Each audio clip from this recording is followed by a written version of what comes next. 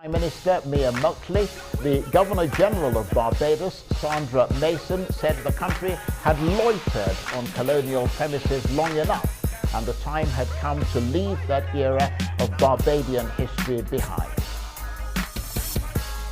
Prime Minister, the Right Excellent Errol Walton Barrow cautioned against loitering on colonial premises.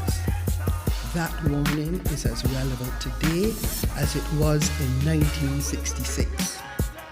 Having attained independence over half a century ago, our country can be in no doubt about its capacity for self-governance. The time has come to fully leave our colonial past behind. Barbadians want a Barbadian head of state. This is the ultimate statement of confidence in who we are and what we are capable of achieving. Alright guys, Fula coming to you with another video. I hope all is well with y'all. I hope you guys are navigating through all the confusion. I hope y'all didn't let the election distract y'all, because of the simple fact that whoever was going to be put in there is one and the same, you know. But anyhow, I did want to talk some politics today, you know. And this is just a disclaimer. My political views are what they are. You may not agree with them, but what I ask you to do is just respectfully disagree with them and possibly give your reasons why you disagree with them in a calm, respectful manner. Otherwise, I'm just going to delete the comment and keep it pushing, basically. You know. But anyhow,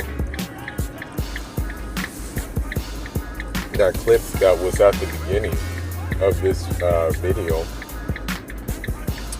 was actually written by the Prime Minister of Barbados, and her name is Mia Mottley. And what she is in essence saying is that Barbados needs to have its own identity, that Barbados needs its own sovereignty. And so what's happening now is that Barbados has decided to drop the Queen of England as the head of state. Now, you know, one thing I'm just going to say right off rip. Do you know how that doesn't even sound right? The Queen of England, the head of state of an overseas territory that is supposed to be independent. And that's the thing about, you know, with Africa and the Caribbean. You know, we were colonized and we got our independence, yet colonialism still continues in different forms. Unfortunately, it's evolved, actually, you know. That's the one thing about it. It's evolved in such a way that we basically haven't progressed in every sense of the word. We basically are still subservient to former colonial powers. And so I think what this move that she's doing with this is that it's one of the best moves that you can ever do. What I hope, however, with this move, we're breaking off with England, that it doesn't allow itself to just be ran by another colonizer, like the Chinese, like the Indians, or like the Arabs, you know. Now, granted, in that Caribbean region, in the CARICOM,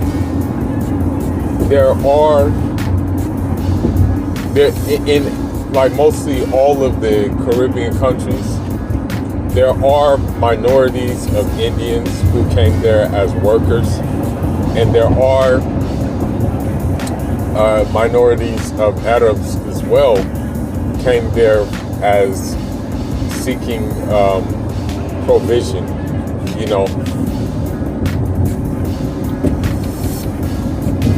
But the majority of the Caribbean is black descendant. All right, that's the majority. I would say more than half of all Caribbean countries are black descendant. So with this move, I hope that other Caribbean countries take heed as well. I hope that other Caribbean countries will realize that they are all they have. That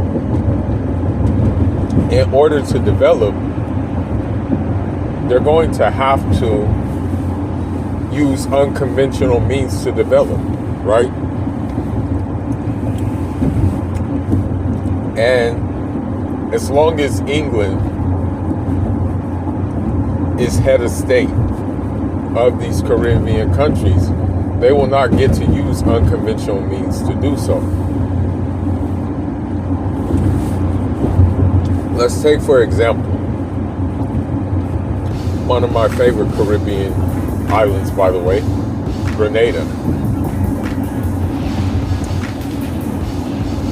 When Grenada had its revolution, right, it looked for unconventional means to develop because that's the only choice it had at the time, until it could get and transition into means on its own, right? So with Maurice Bishop, you had him seeking assistance from Cuba. Cuba helped a lot in that regard. You had him seeking assistance from Libya. You had him seeking assistance from North Korea. And here's the reason why. Here's the main reason why. For the simple fact that the rest of the Caribbean areas were subservient to the West. And he was trying to break away from that. He was really trying to establish like a sovereign state, right? But it wasn't allowed to happen. Okay? Here's another thing. And this is where African countries, this is where Latin countries, and this is definitely with the Caribbean. We don't like each other. We've been so far colonized in our brain that the language that was imposed on us, whether it be English, Portuguese, French, or Spanish, we actually stick up our noses at each other for that simple fact if we don't speak that language. Or if someone we don't know doesn't speak that language. So, for example, in the Caribbean, I'm going to give a couple of hypothetical examples in the Caribbean.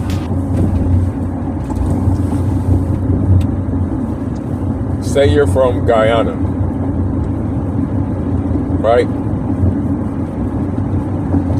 Someone from Martinique may look down on you and be like, oh, well, they don't speak English, or they don't speak French, so The hell with them.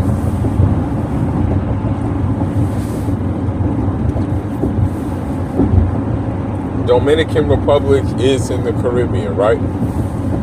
So,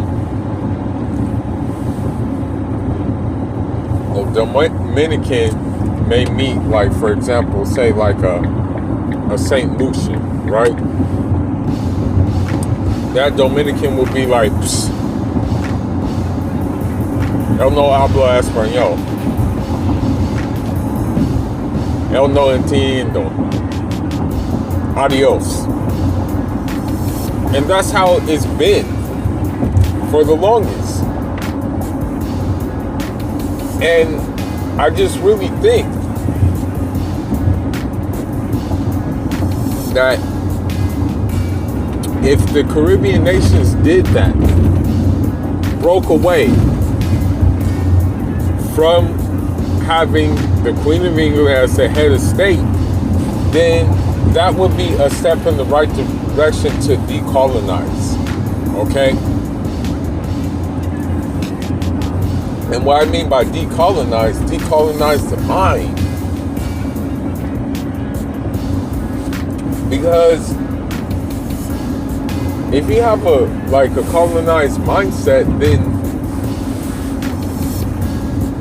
it's like you're gonna just do things. You'll do things to like take care of yourself, which you should, right? But then most of the time when it comes to issues of like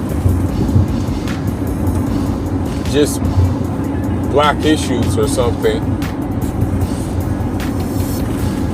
usually most of the time the colonized mind is aloof to it. You know what I mean?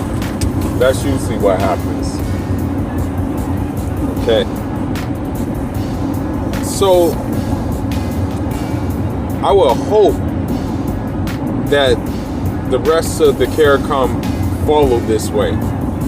I mean, I'm talking about everybody. I'm talking about Grenada, talking about Dominica, talking about Belize, talking about St. Lucia, St. Vincent and Grenadine. You know, all these places need to just take heed and do it. And then I think if they work together with more bilateral agreements, that they'll be able to make something. And they'll be able to make something very powerful. That's what I believe. And then another thing too, I really believe that I will hope that by doing so, this would increase bilateral ties with African nations too. And we can definitely just really help each other out. You know, really the only bilateral tie I know of between Africa and the Caribbean, and I'm not quite sure of any other ones that I'm aware of. Maybe I need to research to see if there are any more. But the only one that I'm really aware of is is that you have some Haitian students in Senegal. They study in Senegal. They study at Cheikh Anta Diop University. You know, that's where they study. Shout outs to Cheikh Anta Diop. You know, may Allah have mercy on him and forgive him for his sins and bless him for his good works that he has done. You know, many good books from him to read. You know, very technical reads. You know, those reads are very, very technical. You know. So, I will hope that, you know, this would encourage, you know, the Caribbean nations to, you know, get some bilateral things going with Africa even more. Because when it's all said and done, right,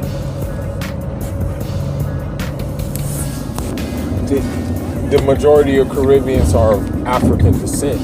You know what I mean? And so I hope that with that being said, that we can just like come together.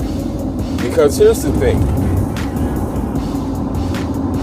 Even when you look at the big time slave revolts in the Caribbean, whether it be in Dominica, Haiti, and things like that, that spirit should still live on. You know what I mean? It should continue on.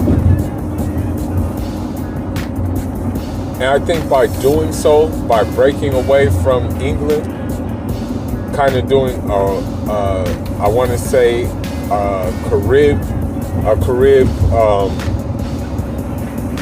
let's just make up a word and call it a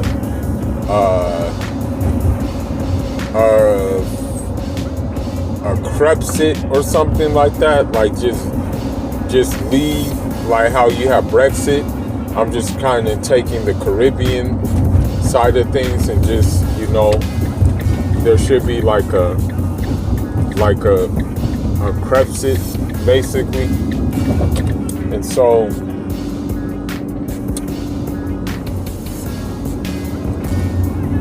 it's gonna be, of course it's gonna be hard to, like, how should I put it? It's gonna be hard to, let's just say, start over.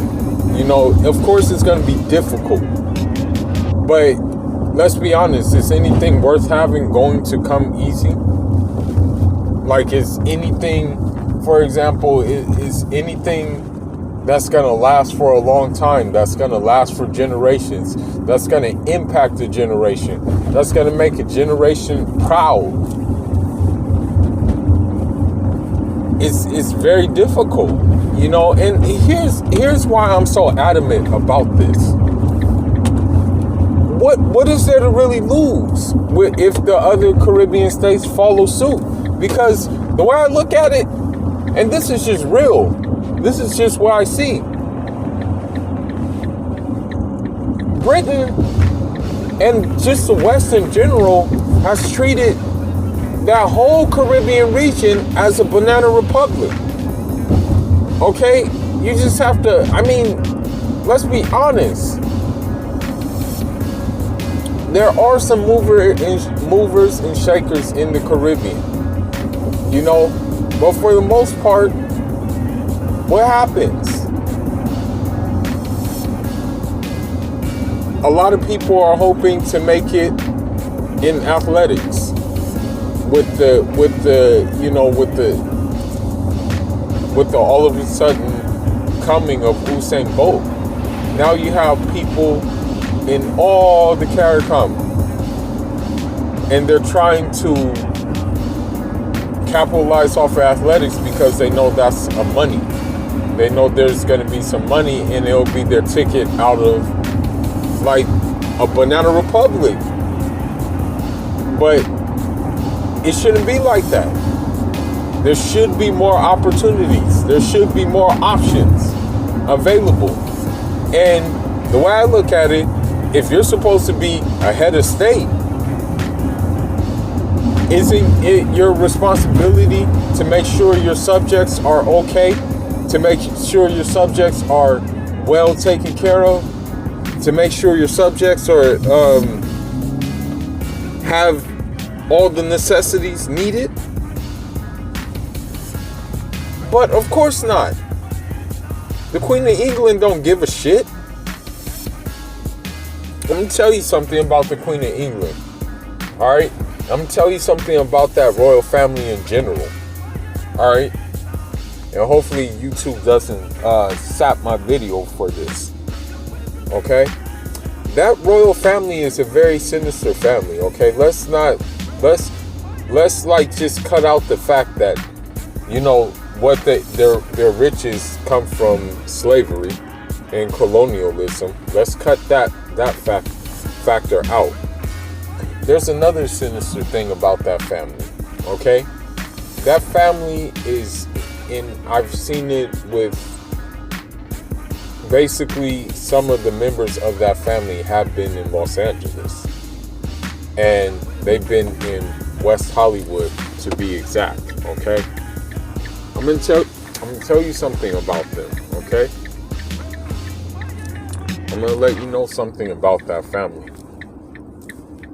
You know, Mohammed Fayed, for those of you guys that don't know, Mohammed Fayed is a businessman, okay? He's of Egyptian origin. And what happened is that his son, Mohammed Fayed, Dodi Fayed, had a thing with Princess Diana, okay? They had a thing together, right? And so what happened is, you know, she was in love with him. They were a couple. They were together, right? Many people think that car accident with Princess Diana was just by, you know, that she just got in a car accident with Dodi Fayed, and that it just happened. It just happened in that way. But it's wrong. It's incorrect. I'm gonna tell you what really happened. And maybe you guys already know what really happened. What really happened is that royal family was not going to be pleased with, number one, a former colonial subject that is Arab, because you have to keep in mind that, you know, Egypt was a former British colony, okay? So that's factor number one. Factor number two, right?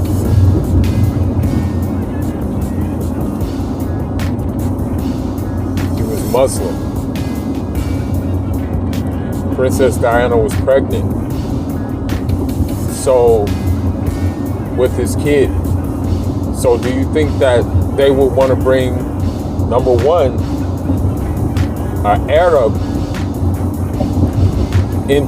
put an Arab into the lineage? Number two, put a, how should I put it? Put a, what's the word I'm looking for? Put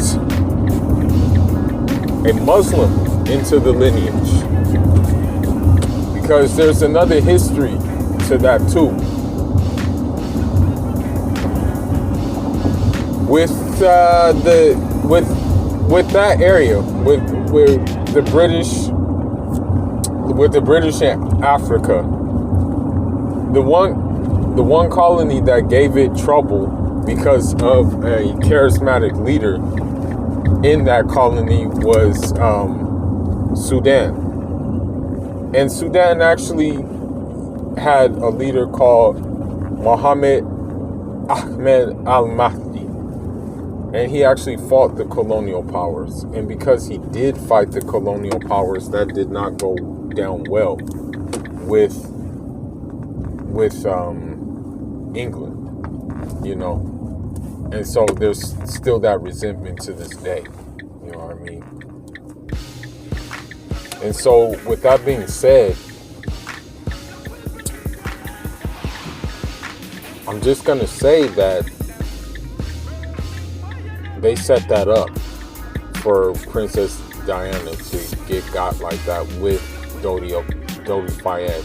And another thing about it too, and this is the final point, and I'll go back to the Caribbean thing, is that if you don't know, that royal family is guards in that royal family They for sure run pedophile rings. That is a fact. That is a big time fact. Yeah, I think they were worried that Princess Diana was gonna expose it. So that's why they did what they did too. Okay?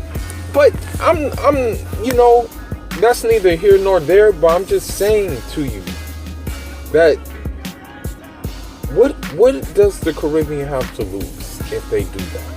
What do they really have to lose? There's nothing that they have to lose. There's another factor that makes me want it to happen even more for them to break off. There was a time in England where, they would try to get people, I think this was during World War I or World War II. What would happen is they wanted people they needed troops. So what did they do? They got people from their overseas territories. And what they did is they would allow them to go there, but some of them stayed in England, London, in different parts of that place, and they started lives. But now there's something going on where where they're actually kicking them out. Okay, I forgot what the scandal was called, but they're actually kicking them out, questioning their nationality and stuff like that, and deporting them back to their country of origin in some cases. So that's my point. Like, what do you really have to lose, in breaking away? I'm just going to be real. We as Africans have been humiliated, have really lost our dignity in every shape, way, and form, and we just seem to be okay with it. And I think it's time we gotta stand up, man, because nobody is gonna stand up for us. We gotta do it ourselves. That's just what it really comes down to. So that's what I'm hoping happens, man. I'm really hoping that we just really break away from these colonial powers,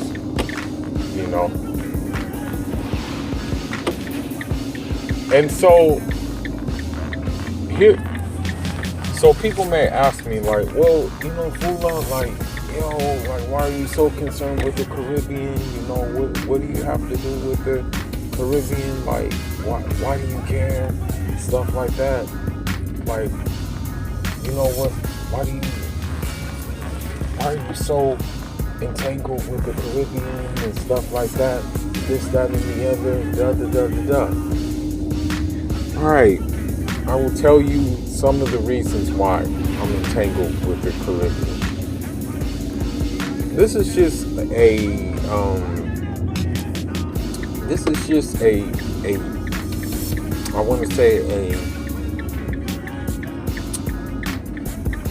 another public service announcement.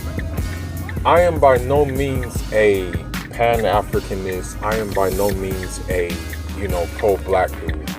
You're not going to hear me say pro-black. You're not going to hear me use terms like black love. You're not going to hear me use terms like Black Lives Matter. You're not going to hear me use terms like uhuru or none of those things. Here's what I am, okay? I'm just a simple African nigga who believes in pragmatism and believes that the betterment for all the African descendant people really lies in essence, it lies in, I want to say, basically doing for self, basically encouraging each other to be great, uplifting each other, supporting each other, keeping the money circulating around each other. Okay, that's what I believe in. Okay, I don't like to put a title on that. Okay, because I'm going to tell you why I don't like to put titles and why I don't go by titles. The only title I have, that, and I said it more than one occasion, that I'm a radical. Okay, I'm a radical African. That's my title. That's just the only title I have. My title is not king. My title is none of that. My title is not woke. My title is not conscious. None of those things apply to me, okay? I don't go by those things, okay?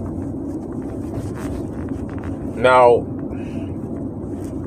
what I'm saying is this.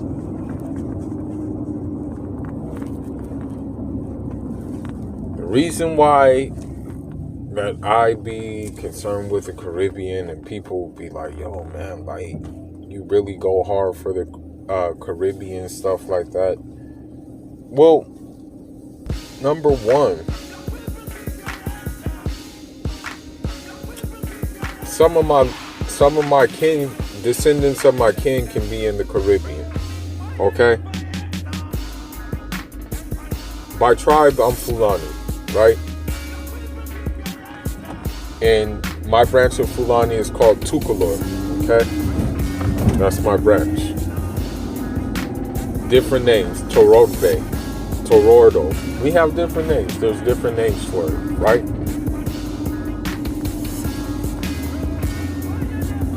We never know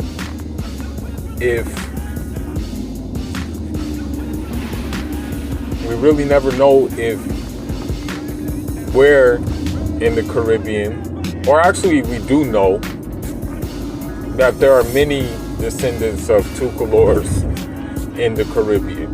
We know that. We know there's descendants of every tribe that is in Africa, in the Caribbean for the most part, or a majority of the tribes. We know there's descendants of Hausa. We know there's descendants of Yoruba. We know there's descendants of Mandinka. We know there's descendants of Bambaras. We know there's descendants of Wolof. We know there's descendants of Fan. We know there's descendants of Igbo. We know it just goes on and on and on. Okay? So that's one of the reasons, okay? That's one of the reasons why. Another reason.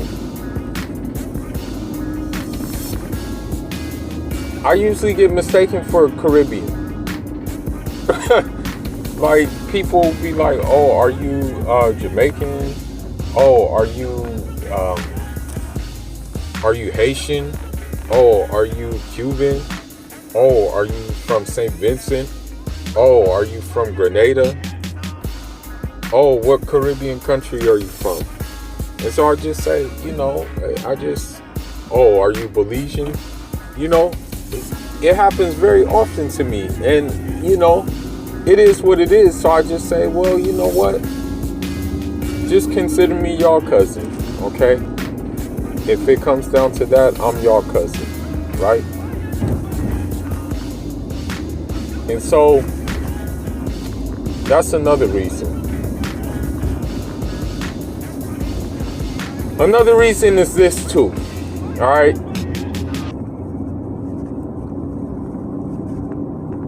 I think there's a natural cohesion between us Africans and Caribbeans for the most part. I mean, yeah, sometimes we do be at odds and stuff like that, especially in the UK. I noticed that my uncle was telling me that because my uncle live in London, and he was kind of telling me, some Caribbeans who, have the colonial kind of thing going on, they want to be disassociated with Africa, and my uncle will say, you guys are from us, he'll say that all over, and they sometimes take offense to it, stuff like that. So there's a natural cohesion And also, from me being here, from me being in this place, our temperament is kind of the same. Because the thing is that I know about Caribbeans, and this is what I like about them a lot. For the most part, Caribbeans are like laid back people, chill, relax, but when it's time, when shit's about to pop off, they're the niggas who are with the shits most of the time. From a personal experience, and you know, I'm just sharing this is just my personal experience. I'm not doing this for any kind of cap or anything like that. But when I first got to this place, when I first got to LA, which was some years ago, you know, I stayed with a family friend, you know, from our country. And unfortunately, well, I can't say unfortunately, but the place I stayed was Dorset Village, all right? You can research Dorset Village. But what happened is that I actually, I want to say that I actually was taught some shit by a guy who was from St. Vincent and Grenada, and he stayed in Dorset Village. And that's how I got shown what South Central really is. Like, the guy from St. Vincent, you know, shout out to him. He was a vet in that area, you know, and he just kind of showed me, like, this is what it is, bro. Like, this, you in the hood right now. And what I'm saying is that nigga was very quiet, very chill, very reserved, and what have you. But when it came down to it, that nigga was front line at all times. Okay? And another thing that nigga did, and I'm not trying to brag about this in any way, and I'm not trying to glorify these things in any way, shape, or form, but I've never seen a nigga with his kind of aim. That dude could shoot out a candle with a bullet. Okay? Cold.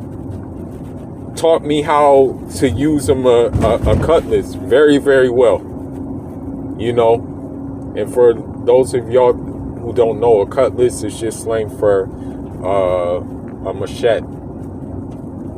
Machetes have different names. Cutlass, panga, you know, machete. So that's what happened there, you know. And I'll never forget that, you know. And you wouldn't even expect it from this dude, that he was like that. This dude was a hitter, you know what I mean? Like, he was from the turf, and he was just like really like a hitter, a cold hitter, man. So that's one thing about it, you know. And then the other thing about with Caribbean people is this too, is that, you know,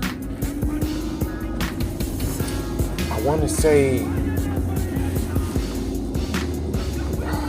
what can I say? We kind of have the same kind of, like, I want to say, family thing. The same kind of family mentality. For example, you know, in Africa, if you know someone long enough, even if you're not related by blood, you're gonna be called uncle or nephew and things like that. For example, I have friends right now, and you know, I always say, hey uncle, what's up? How are you?